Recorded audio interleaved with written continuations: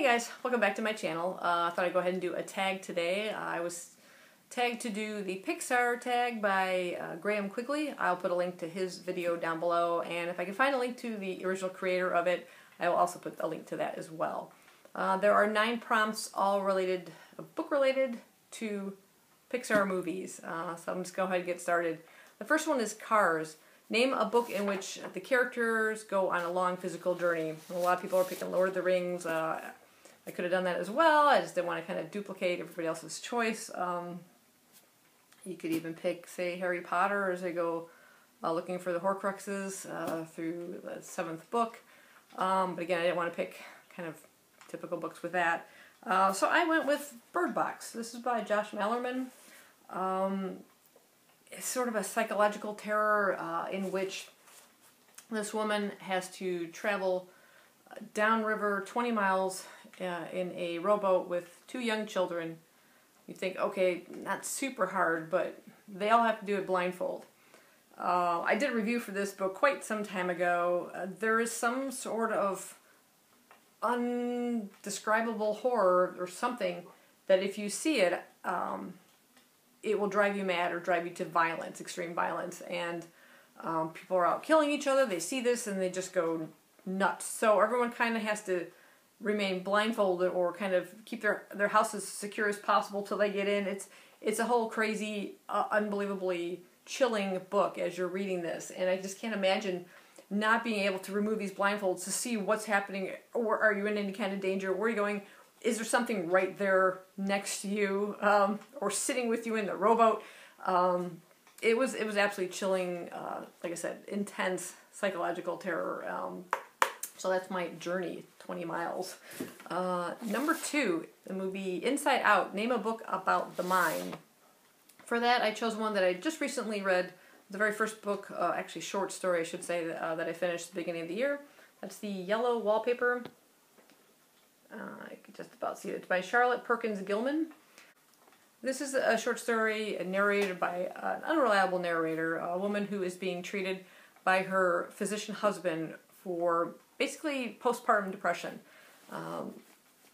Back in the era in which the story takes place, the women were treated to like a rest cure, not allowed to do anything, just basically sit there and just, their mind is just going crazy. And that's what happens to this woman. She is in a room with this yellow wallpaper, and she just starts to see things and imagine things behind the wallpaper trying to get out, and her mind's just unraveling. And it's just, yeah, it was a quite chilling book. I really thoroughly enjoyed the writing within that.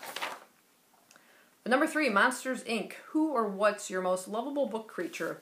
That was a little hard. I had to think about it. Again, I didn't want to go with Harry Potter and Hedwig, the owl and all that. And instead I went with Pickwick. He is a dodo from The Air Affair by Jasper Fforde. This is the first book in the Thursday Next series. Thursday Next is sort of a literary detective. She could enter into books. And in this particular book, someone kidnaps Jane Eyre from the original manuscript, and so she subsequently disappears from every book because Jane Eyre is told from the first person point of view. So every copy of Jane Eyre is suddenly a blank book because Jane Eyre is missing. But she has a pet dodo bird named Pickwick who's just absolutely hilarious. Loves marshmallows. I just get a total kick out of that character. Number 4, Finding Nemo. Who is the best book dad? For that, I went with Atticus Finch from To Kill a Mockingbird, and this is having read Go Set a Watchman, who just sort of ruined the character for me. I like the original Atticus Finch I met within this pages of this book, who is raising 2 kids on his own after, the death of his wife, and I think he does a really good job. He sets good moral standards, at least from what I recall in this book. Reading to his kids and, upholding the law and being kind to others, and just generally a really good man. And that's who I picked for a best dad. For Brave, number 5, who is the best book mom? That was hard because you don't see a lot of parents depicted in either YA fiction. They're never presented very well, or even in adult fiction, they're not really present too much. But I went with Mrs. Weasley from the Harry Potter series. You know, she's got quite a brood of kids, and she's very protective of them. Doesn't take any guff from them, but she's also very loving, and she's very caring, and extends that love to Harry Potter as well. And I just thought she was the perfect mom. Number 6, Toy Story. A book from your childhood you think every kid should read.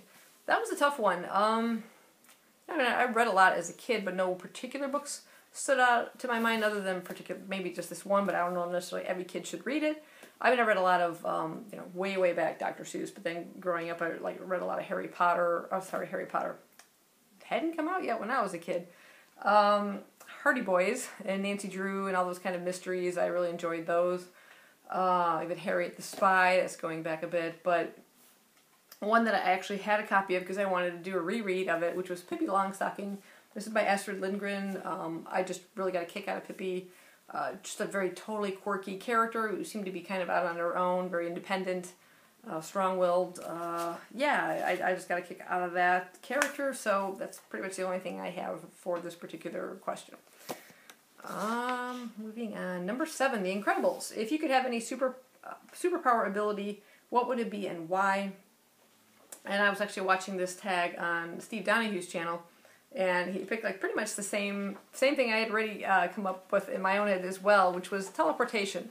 If I could just be at any place that with a single thought, I would love that. To be able to travel and just be there instantly, because I'm not a traveler. I hate the whole things of airports and organizing all that stuff, and then just plans getting canceled because things are overbooked or planes are late, or I get very anxious about things like that. So if I could just, a single thought, be where I wanted to be. I want to go see my brother in California. Poof, I'm there. That would be the most awesome superpower, I think. Number 8, Ratatouille. Name a fictional food you want to eat. I am far from being a foodie. Food is just a means of living. I don't really look for things like that too much in books. The only thing I could come up with was not so much a food but a beverage. I'm really curious to what the heck butterbeer tastes like from the Harry Potter series. Yeah, I don't know. That's the only thing I could think of. And then finally, Coco, a book with an international setting. That was an easy pick for me. I picked the Explorers Guild, Volume 1, The Search for Shambhala, I think is the subtitle. A Passage to Shambhala, pardon me. It's written by John Baird and Kevin Costner. Literally, they travel from the polar north to the Mongolian deserts, through the underground canals of Asia, deep inside the Himalayas, and eventually, hopefully, to the fabled city of Shambhala. So, spans the globe, as you can see. Definitely an international setting within this. So, yeah, that's the Pixar tag. I don't know who to quite tag for this. Let's see. I'll pick the Dyslexic Reader if you haven't done it already. And maybe Vipka over at One Book One Review. So, I hope you guys enjoy this, and I'll see you in my next video. Bye-bye.